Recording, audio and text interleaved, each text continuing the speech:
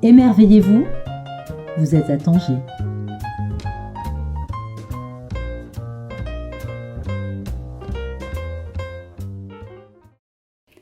Bonjour à toutes et à tous pour ce nouvel épisode de Radio Les Insolites. Cette semaine, nous vous emmenons dans la ville de Tanger et dans son histoire en compagnie de monsieur Mohamed Metalsi. Cher Mohamed, bonjour. Bonjour Stéphanie.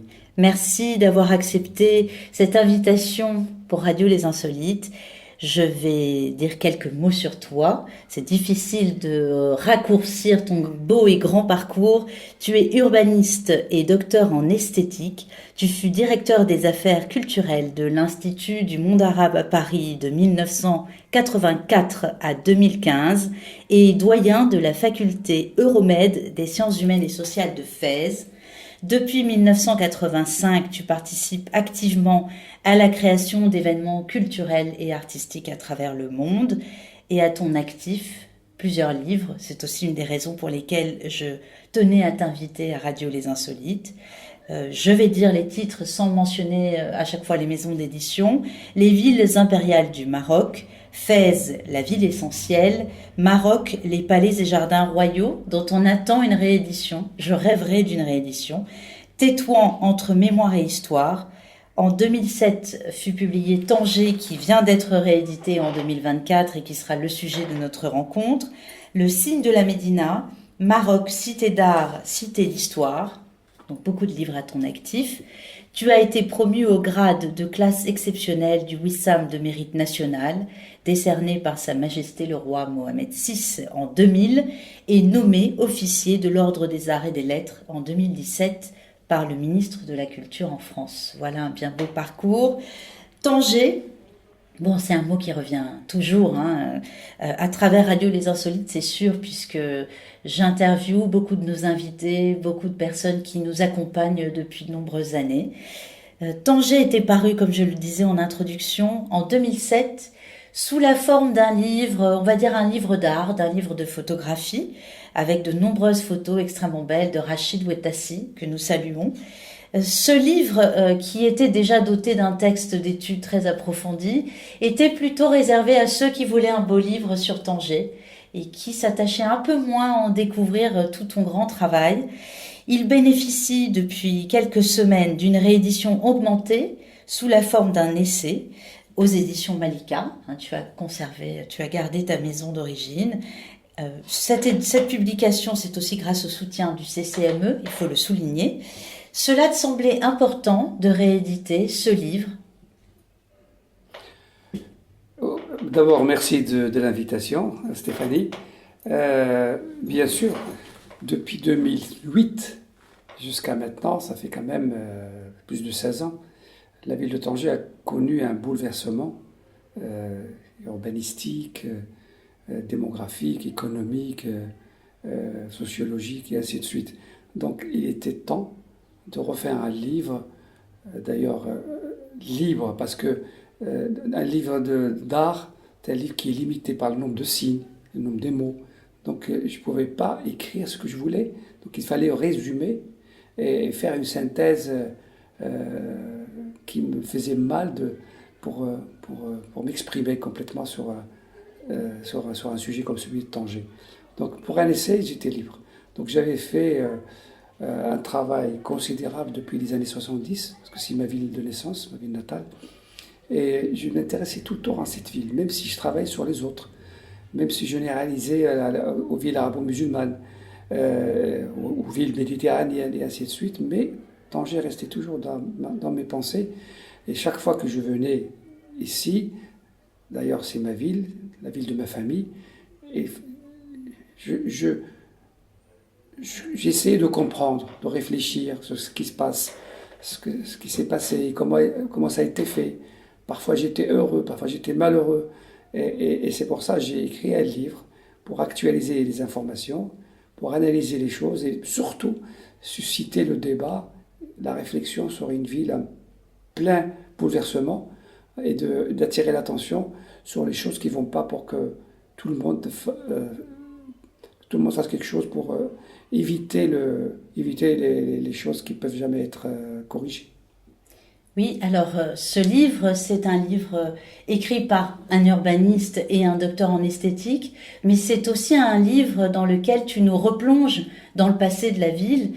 Tu dis à un passage qui m'a beaucoup retenu, Tanger est une ville millénaire, bien sûr, hein, tu nous ramènes à la source de cette ville, on ne peut s'en empêcher, on ne peut s'empêcher de penser aux grottes d'Hercule, aux Phéniciens, enfin à tous ces moments où elle est entrée dans l'histoire, et pourtant, elle rentre réellement dans l'histoire au XVIIe siècle et plus précisément dans l'histoire marocaine au XVIIe siècle, puisque la dynastie alaouite décide de l'inscrire en fait, de s'en occuper davantage. Qu'est-ce qui est compliqué à Tanger finalement? C'est de la confronter à sa réalité ou de continuer à en faire d'elle une ville qui est décrite par les autres, aimée par les autres ou pas aimée par les autres, désirée. Elle a un statut de ville désirable. Et donc, comme les villes désirables, c'est un peu comme les femmes désirables, on peut ne pas les désirer très vite, on peut s'en lasser. Euh, Qu'est-ce qui a fait qu'au XVIIe siècle, elle entre dans l'histoire, elle entre, pardon, autrement dans l'histoire? Euh, D'abord, pour comprendre ce que tu viens de dire et répondre à ta question, il faut inscrire la ville de Tanger dans la longue histoire. Et essayer de mêler la documentation et surtout les vestiges archéologiques, parce que ce sont les vestiges archéologiques qui démontrent les faits historiques. On ne peut pas simplement se référer à un lettré arabe du XIe siècle ou à un voyageur, etc. On peut se référer à ce genre de littérature, mais surtout, il faut les comparer à des données archéologiques. La ville de Tanger, il a un avantage énorme, qui est une richesse, mais en même temps un malheur. C'est fortune et infortune. Elle est placée à la frontière entre deux continents, un lieu stratégique pour les rapports internationaux, un lieu entre deux mers, c'est-à-dire une mer Méditerranée et l'Atlantique, un lieu de passage, un lieu de passage des guerriers, des conquérants. Donc, à chaque fois, parce que la ville parle à travers son histoire, ses pierres, et parfois la ville est silencieuse, c'est-à-dire elle est incendiée, elle est ravagée, on n'entend plus parler d'elle, personne n'en parle. Donc c'est pour ça, c'est une ville qui a une histoire discontinue. Et quand je me suis intéressé à cette ville pour comprendre et lire les histoires, etc., mais en fin de compte, les gens ne comprennent rien. Ce qui s'est passé entre les Phéniciens et le XVIIe siècle, ce sont des sédimentations.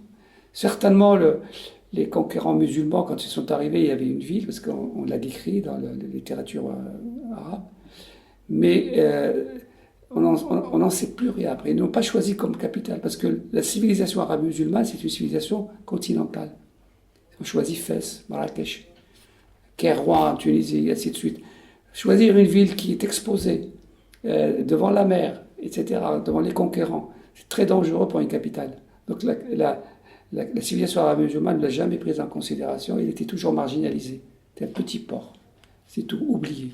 Alors c'est Fès qui a connu l'épanouissement, Marrakech, surtout Marrakech, c'est la première capitale islamique, disons sunnite malikite, parce que les Idrissites, ils avaient un petit royaume, parce que pendant l'époque des Idrissites, il y avait d'autres royaumes importants, les Beghouata, les Sijilmassa, l'émirat de Badis, et ainsi de suite. Donc il ne faut pas mettre l'accent sur simplement les mais à partir du moment où il y a eu le premier empire berbère, qui était l'empire almoravide, et ben, le malikisme s'est imposé. Et Tanger était un lieu de passage pour les guerriers. Mais à l'époque, il y avait Tanger et Ceuta. Il n'y avait pas Tétouan. Tétouan, c'était une citadelle, petite citadelle. Il n'y avait pas de ville. Parce qu'entre Tanger et Ceuta, on ne peut pas créer une autre ville encore. C'est trop dense. Mais c'est vrai, quand on étudie les villes de détroit de Gibraltar, côté marocain, on comprend tout ça. On comprend lorsqu'une ville prend de l'importance, l'autre faiblit. Quand Tanger était prise par les Ibériques et les Anglais, Tétouan a pris de l'importance. C'est devenu une capitale diplomatique, commerciale, même si c'est un petit port qui était à travers le fleuve Martil, mais elle avait une importance. Il y avait des Andalous qui sont installés, des Jbala qui sont arrivés, des Rifins, et ainsi de suite. Et il y avait des consuls européens qui sont installés. Mais lorsque le Tanger a été récupéré à partir de 1664 par les tribus berbères Rifen Ijbala, sous le commandement de Moulay Ismaïl, la région nord a changé de métamorphose. Donc c'était ce que j'appelle moi, c'était la façade du Maroc et surtout le caravansérail, où les étrangers pouvaient entrer, s'installer, mais sans rien faire, hein, commercer et repartir.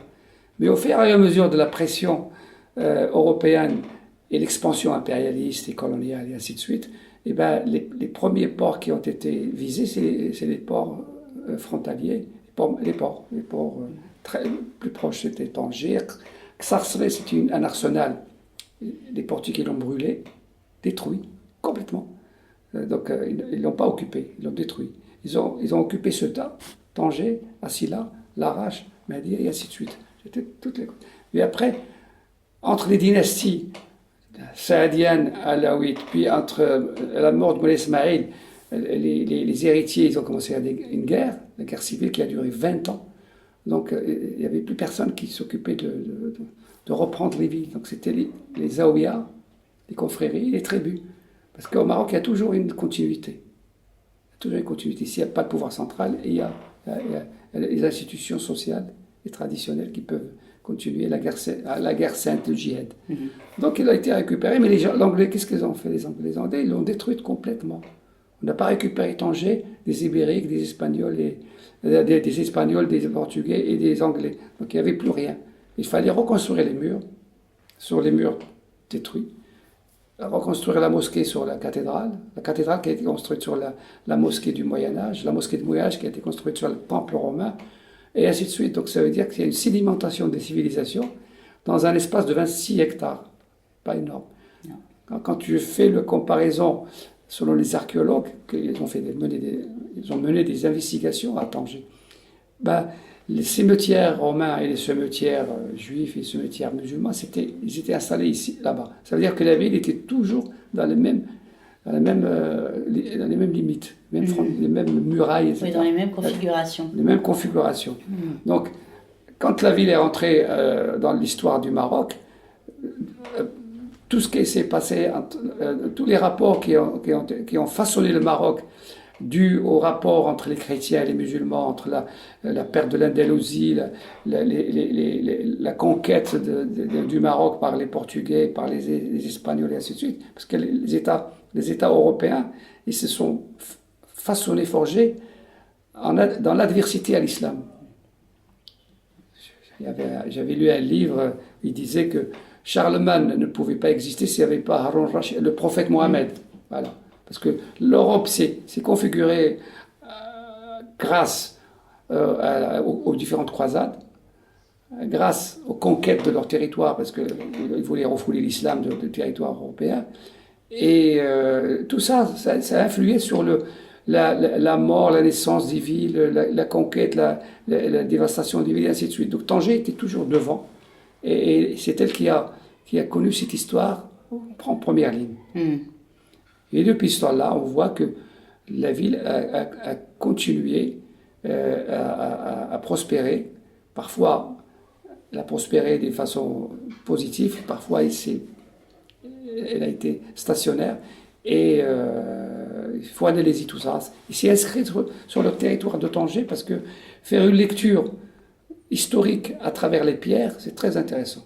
Mais il faut savoir simplement les lire. Parce qu'on peut aller très loin, mais je ne le fais pas parce que je ne suis pas un structuraliste. C'est de comparer la ville à un texte. Le mur à une lettre, la maison à un mot, le quartier à une phrase, la ville a un texte. Il y a plusieurs textes qui se juxtaposent. Chaque texte a sa signification, a ses logiques, son tracé. Et là, il faut comprendre à partir des valeurs religieuses, économiques, socioculturelles, traditionnelles et ainsi de suite, pour savoir comment ça s'est passé la construction et quel est le résultat de l'époque et toutes les transformations qui ont été faites à l'intérieur de la cité musulmane et à l'extérieur. Voilà. Dans cette édition-là, vous accordez, on revient, tu accordes, je ne sais pas pourquoi je te vous vois, tu accordes une grande importance au travail des artisans dans la médina de Tanger.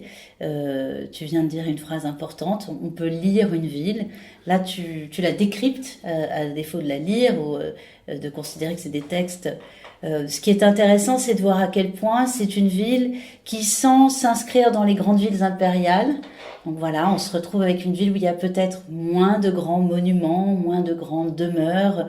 Ce n'est pas une ville royale, mais pour autant, tu déchiffres et de manière vraiment passionnante, parce que j'ai découvert beaucoup de choses sur la ville ancienne, hein, la médina de Tanger.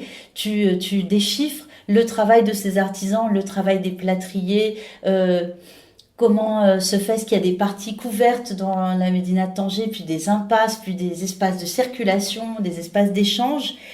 Ce qui très vite fait jour, c'est d'une ville qui, malgré tout, va imploser et donc être très rapidement, mais presque à l'orée du 19e, être réécrite pour déborder, c'est-à-dire essayer rapidement dans sa modernité, puisque c'est une des rares médinas où on construit assez vite des bâtiments qui ne sont pas des bâtiments d'essence arabo-musulmane à l'intérieur, et donc elle va déborder très vite de ses frontières avant d'entrer dans les villes modernes. Ça en fait sa particularité. Ah oui, c'est la seule ville au Maroc qui a connu cette histoire urbaine et architecturale, parce que avant, parce que le Maroc n'a pas été colonisé comme ce qu'on dit aujourd'hui l'Algérie ou la Tunisie, parce que c'est des nouvelles entités. Parce que Algérie, c'est Alger, Tunisie, c'est Tunis. Le Maroc s'appelait l'Empire chérifien, et il avait une histoire du pouvoir central depuis 1000 ans à peu près. Bon, avant, il y avait des royaumes, les Généricides, les Bergouata, les Sijimassa, tout ça, mais il y avait toujours une continuité. Donc, cette ville n'a pas connu une stabilité comme Fès, Marrakech, par exemple, je crois que les deux, et n'a pas connu la présence du marzen ou du roi ou de la cour. La présence de la cour dans une cité, elle influe sur la monumentalité des bâtiments, des édifices, même des jardins, et même l'épanouissement de l'évolution des métiers d'art, de l'artisanat, parce qu'il y a des commandes. Et quand on commande, il y a de plus en plus d'artisans, de plus en plus de transmission dans l'artisanat, et c'est réciproque. Voilà. Donc quand il y a une ville où il y a tout simplement un pacha, un représentant du sultan, une fois, Moulay Hassan Ier est venu à fin 19e siècle à Tanger. Il a passé quelques jours à la Casbah, dans le palais. C'est la seule fois. Le reste ce sont des pachas ou des représentants du sultan. On appelait sultan à l'époque, pas le roi. Donc la ville n'a pas connu des constructions monumentales. Donc une ville simple, blanche, sur un site exceptionnel. Elle a séduit tous les visiteurs qui venaient par la mer, par l'Espagne, parce que le site comme celui-là, avec la baie de 3 km, plus la montagne du Djebel, etc., et puis une ville qui s'étage sur 100 mètres à peu près jusqu'à la citadelle, elle est exceptionnelle. Donc même si on n'a pas la grande mosquée de Tanger, la plus vieille, il y a des mosquées de quartier, des mosquées des Zaouïas, parce que c'est une ville spirituelle aussi. Parce que quand les Berbères se sont installés à Tanger, ils ont introduit toutes les institutions qu'il faut, islamiques. Les corps de métier, l'ami, Muhtasib, l'Okradi, la justice. Et puis il y avait, tout de suite après, il y a des Fessis qui sont arrivés pour faire du commerce. C'est une ville qui a accueilli les gens de Fès, des commerçants, qui s'implantaient dans une ville portuaire qui avait de l'avenir. Il y a de l'argent à gagner. Et des Juifs. Les Juifs qui sont venus un peu partout, de Tétouan, de Fès, etc., pour s'installer. Mais comme c'est une petite ville, ils n'ont pas eu un quartier. Ils sont concentrés plus ou moins dans la rue Seyharine, la rue un peu Seyharine, mais surtout la rue de la synagogue. Et les Juifs, ils avaient des métiers spécifiques. L'échange, la banque, la bijouterie, c'est-à-dire ils avaient une spécialité. Et ils ont vécu jusqu'à l'indépendance, et même au-delà, jusqu'à 1967, à la guerre israélo-arabe causés par les problèmes palestiniens. Voilà, donc c'est une ville construite simplement. Il n'y avait pas d'espace, il n'y avait pas des édifices et des riads importants, quelques riads, très très peu. Mais par contre, tout le monde avait une vue sur mer. Il n'y avait pas des constructions en hauteur. Ce n'est pas interdit, mais la coutume l'interdisait. Vous ne pouvez pas construire n'importe comment pour regarder dans la cour de l'autre ou regarder sur la terrasse de l'autre. Il y a beaucoup de règles qui protégeaient, ou des mécanismes socioculturels qui protégeaient la famille, la femme, etc. Donc c'est une architecture de l'intérieur, intrinsèque, où toute la richesse, la quintessence ornementale, architecturale, elle est dans les maisons. Pas de façade ostentatoire, rien. Donc il faut le voir mieux dans les villes impériales, parce que là, on va très bien. Ça, à Chaouen, Tétouan, Tanger, c'est des petites villes. Donc on peut voir plus ou moins cette logique-là. Et donc j'essaie de comprendre un petit peu le tracé, comment on circulait, pourquoi il y a une hiérarchie de tracés. La rue Siyarine, les rues secondaires pour aller dans les quartiers, les impasses. Moi j'avais compté, il y avait 42, 44 impasses, je pense. Mais l'impasse, ce n'est pas un lieu de circulation. Il y a plus de bâtiments fermés pour l'intimité que de lieux de circulation. Donc c'était une autre logique. Comme à Fès, pareil. Il y a des rues principales où il y a la majorité des boutiques et des activités commerciales. Et chaque chose est installée là où il faut par rapport aux commodités, par rapport au bruit, aux nuisances, par rapport à l'eau, par rapport à beaucoup de choses. Donc c'est pas un lacis de ruelle anarchique, mais c'est un lacis de ruelle organisé par rapport à certains besoins et certaines nécessités. Les Européens arrivent, bien sûr que ça arrive avec une évolution de 3 siècles à peu près. Ils ont créé toutes les villes après le Moyen-Âge, parce qu'ils avaient la ville médiévale ressemblait plus ou moins à cette ville-là, avec leur cathédrale au milieu, le marché central à côté de la cathédrale, et ainsi de suite. Mais quand ils sont arrivés, ils sont arrivés à Tanger d'abord, pas les autres villes. Ben, ils doivent s'installer quelque part. Bien sûr. Alors, les gens qui viennent pour quelques jours, pas pour toujours, ils ont les caravansérails qui étaient placés à l'extérieur, Fandak. Et il y a dans les proverbes locaux, musulmans, quand quelqu'un rentre comme ça, il dit, mais croyez que c'est le Fandak? Non, ça c'est Dar. Dar, c'est quelque chose de sacré. On ne peut pas rentrer. Et quand on frappe à la porte, on dit c'est qui? Il dit c'est Krib. Krib, ça veut dire proche. Proche, comme voisin, proche comme famille, etc. Donc il n'y a pas de problème.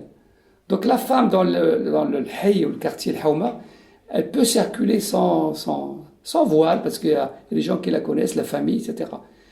Mais dans les espaces où il y a les étrangers des autres villes, les étrangers de l'Europe, etc., elle mettait le haïk, donc se protéger. Donc il y avait un certain voile.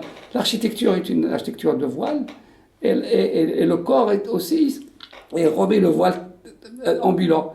Donc elle pourra se déplacer, aller au souk principal, etc., mais avec un haïk. Pas le voile qu'on voit maintenant. Tout à fait. De chiite ou wahhabite. Non, c'est un grand drap blanc, voilà. c'était quoi, 7 Donc mètres? ça fait partie de la vie urbaine. Tout à fait. Et la vie urbaine représentait moins de 5% de la population du Maroc.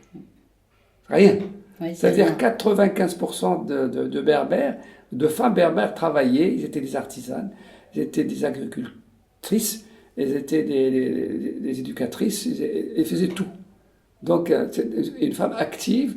Et ils avaient des fêtes, ils avaient des moments ordinaires, des moments extraordinaires pour jalonner leur vie. Et une femme berbère n'a pas de voile aussi. Elle a juste ce qui est traditionnel, une petite sbnia, avec, quand ils font les fêtes, ils mettent plein de bijoux, ils dansent, pas d'interdiction de danse, ils dansent avec les hommes. On les voit encore maintenant. Hein. Donc voilà. Et la population de Tanger, ce sont des berbères du nord, des Rifins. Quand on va dans les quartiers de la Médina, encore le nom de ces clans, de ces tribus. Et comme c'est une petite ville, il a reçu par maximum 5000 habitants. Et il n'y avait pas 5000 combattants, hein. Il y avait plusieurs milliers. Et le reste, ils sont installés autour de Tanger. Donc c'est pour ça on voit encore Xindayas. Tout à fait. C'est une tribu, berbère, Rifen. On voit Bnider, on voit tous ces gens-là. Ils avaient participé à la libération de Tanger et Moulay Ismaïl leur a offert le terrain qu'on appelle terre guiche armée, parce qu'avant il n'y avait pas une armée professionnelle. C'est-à-dire quand on a besoin de combattre, on amène les tribus. Et après, ils ne payent pas d'impôts. Ce qu'on appelle, ils payent l'impôt du sang. Lorsqu'il y a les guerres, ils viennent défendre le territoire, le pays, etc. Donc c'est ces gens-là qui ont occupé le Fas. En arabe, ça veut dire la campagne environnante de la ville. Dès que tu sors de la muraille, c'est le Fas. Voilà, ça commence là. Et les Européens, ils sont installés les premiers Européens sont installés dans les fondouks. Les espions, quand ils venaient, s'installaient aussi dans les fondouks. Les voyageurs, pareil, mais les commerçants. Après, doucement, les gens commencent à s'installer. Et pour s'installer, ils ont demandé l'autorisation de créer une commission d'hygiène de santé sanitaire pour le nettoyage, pour la santé, etc. Parce qu'ils avaient peur des épidémies et ainsi de suite. Donc, c'était la première fois qu'on s'immisçait dans l'organisation de la cité et la gestion. Et doucement, il a commencé à gérer tout. Donc, ils sont installés, ils ont abattu des maisons anciennes, rue de Séhari, toutes presque. Ils ont reconstruites. Ils ont reconstruites en maisons plus ou moins du sud de l'Espagne, ça ressemble au sud de l'Espagne. Parce que c'est serré, mais une architecture européenne. Oui. Voilà, avec des balcons, des balustrades et ainsi de suite. Et au rez-de-chaussée, des magasins. Voilà. Et la ville de Tanger, elle a connu cette modernité tout de suite, avec une poste, un bureau de poste, plusieurs délégations, un journal, télégraphe, téléphone, cinéma. Voilà. Avant tout le Maroc. Donc toute la modernité, elle est rentrée par la porte, et la porte s'appelle Tanger. Parfois même avant l'Espagne, hein, puisque parfois en Andalousie, il y avait des territoires qui étaient moins modernes que Tanger. Oui, parce qu'il n'y avait pas que les Espagnols qui venaient ici, parce que si c'était les Espagnols, ils n'auraient peut-être fait pas grand-chose. Bon. Il y avait une concurrence. C'est ça. Les Français et les Espagnols voulaient occuper le Maroc. Les Britanniques ne voulaient pas. Donc c'est pour ça que le Maroc était préservé jusqu'en 1912. Et Tanger, 1925. Ils ont partagé le Maroc, et les Britanniques ont dit Tanger, personne ne peut la prendre. Ou bien international, ou bien c'est nous. Donc, ils ont créé un traité en 1923 qui commençait à s'appliquer en 1925 avec 25 pays. 25 pays. Et même en 1945-6, ils ont pensé même, j'ai lu des choses dans les journaux de l'époque, ils pensaient installer les Nations Unies ici. À Tanger. Oui, parce que c'est le seul lieu. Ça aurait eu du sens finalement. C'est le seul lieu où il n'y avait pas. Les Américains, ils étaient contre les non-soviétiques, donc ils voulaient un lieu neutre. C'est le lieu le plus neutre du monde. Mais je pense que l'État marocain ne voulait pas. Il n'y avait pas encore l'indépendance. Il voulait récupérer tous les territoires et toutes les villes. Donc c'est pour ça que Tanger, il n'a pas eu cette opportunité d'avoir les Nations Unies ici. S'il y avait les Nations Unies ici, ça aurait été un changement total de la destinée de cette ville. C'est pour ça que cette ville a toujours des opportunités et a toujours un destin incroyable. Donc on ne sait pas où ça va s'arrêter, ça continue. Donc là, depuis 20 ans, ça a repris. Oui. Et ça a repris de mille manières et on ne sait pas ce qui va se passer dans l'avenir. Voilà, c'est pour ça qu'il faut comprendre l'histoire de cette ville, son présent, et peut-être réfléchir à son avenir avant qu'on fasse des choses qui ne sont pas valables. Voilà, des choses intéressantes pour cette ville, pour qu'elle reste une ville agréable, séduisante, non violente, parce que construire une ville sur 50 km, 100 km, ça peut générer beaucoup des